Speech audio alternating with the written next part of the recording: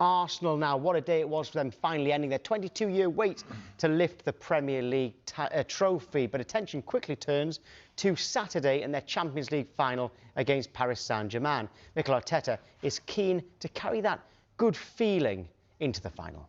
We talked about already what we have to do in Budapest, how we're going to use all the incredible energy that we're all carrying towards that final. We need to go through the motions and do what we've done all season, which is win football matches.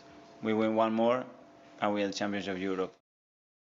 We will get to the Champions League, but Arsenal deserved Premier League winners. Yeah, absolutely. 38 games. Whoever gets over the line first gets the most points, deserves to win the league. So congratulations to Mikel and his Arsenal team. You know, they found different ways to win football matches early on in the season. I thought they were more free-flowing. And when it got a little bit edgy, they found a different way. You know, set pieces was huge for them. I'm not criticising them, by the way. I'm just pointing to facts that they found different ways to win. And that's going to stand them in good stead when they play PSG. Can they win that one then? If you go toe-to-toe with PSG, as Bayern Munich showed with their array of talent, you'll get beat. But it's a clash of styles, and styles make fights. And I think this will be a good one because Arsenal will let them come on. We know how good they are defensively. They will bring them onto them and they will try and counter-attack. And if they go ahead, there's a real chance they can... it will be a surprise, but spring a surprise. I mean, you wouldn't rule them out. There wouldn't be a huge favourite in this game. I think the bookmakers would lead towards PSG. Of course they would, because they've done it before. They've done it last year, and they've got a huge array of attacking talent. But defences win games as well. So it's a one-off game. You can't rule Arsenal out. Arsenal have kind of won the title having a brilliant defence and goalkeeper. Yeah. Can you remember a title-winning side that relied so heavily on the defenders rather than key players going forward? Off the top of my head, Chelsea were very much like that under Mourinho. I see it's something like 15 goals, didn't they, one season? Yeah, they were nice and solid, you know, solid, and they had attacking threats. Of course they did. So even like Lampard's from midfield, you know, prolific goal scorers, Robin and Duff. And they had attacking threats, but they all knew their job, and it was to work from a solid base. And I think this Arsenal team are exactly the same. Yeah. So against PSG, I know you said it's going to be close and Arsenal can do it. Do you think they will do it? I think it'd be very difficult. I think it might go it might go all the way, this one. And if they was to lift this trophy and win the double, the big double, I mean, do you put them up there with the Invincibles, with the best team Arsenal have ever had? I think you have to on trophies. I mean, this is a fine margin. We talk about, look at Mikel there, look, fine margins. If he never got over the line this season, we'd all be questioning him. You know, is he the right man? He's only won one FA Cup. Trust the process. That's what he told us, and you have to give him credit for that, because in the end, they've ended up lifting that big trophy. And that's a heavy one, by the way. Yeah, he's got that one in the Champions League in a few days' time. And they're young. They're all young boys still. Yeah, they'll be keeping them together for next season. Right, next, more on the fallout. So yes, Arsenal are champions for the first time in 22 years, and now they are targeting a first ever Champions League title. They're facing PSG in the final on Saturday. Kevin, look, all the noise that was around Arsenal, you know, always the bridesmaid, never the bride. I never said that. But they blocked it all out and they've got over the line and they've stuck to their plan, didn't they? Yeah, and, you know, they've got to be given credit, the board, for that, you know, to sticking with Arteta. He's changed and revamped the whole club since he's gone in. You know, he got rid of, shall we call, the bad eggs and sent them packing, got rid of some big characters and big names. So you've got to, you know, sort of think that's, you know, that's because that's big and they're big decisions. But what he's done is he built a squad over the last few years, and you know, they've backed him with money and big money, but he's got the recruitment really right, and that's why they've ended up being Premier League champions this year. And it's just interesting, just saying off air there, where Declan, once they lost that time at Man City, and everyone thought it, you know, the pendulum had swung their way. He's on the pitch saying to everybody, it's not done yet, it's not done yet. And that was the belief of what we knew. Well, I know what Declan's got, but also what Mickey would have instilled in that squad. It's not done yet. So, you know, this way, incredible for him. I'm delighted for Dec more than anything, I must admit, because, you know, he was a massive part of us being successful at West Ham, being part of it and seeing him up close and personal. He for me was the player of the season for what he's done for Arsenal.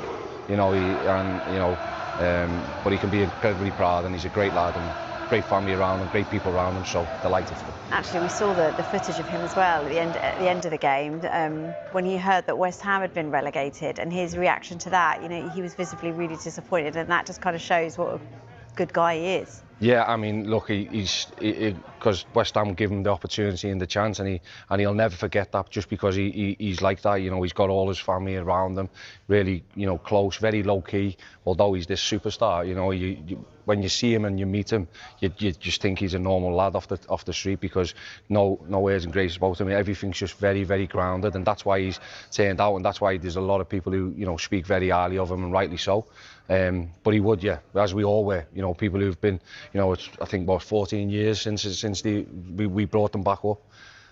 I hope it's not. I hope we can do what we done last time when I joined went from Newcastle to the Championship, and they can jump right back up. But as I said, recruitment's going to be the key now. Yeah. I know when Arsenal got West Ham, the Arsenal fans think that they got him on the cheap. Declan Rice. We got him half price. When you were at West Ham and you heard, there's £100 million, were you thinking, oh, that's a lot of money, or were you thinking that's about right? No, I was thinking we should get more. Yeah, we was. You know, I remember the boss walking in, David, going, it's 105, but we should have got 150.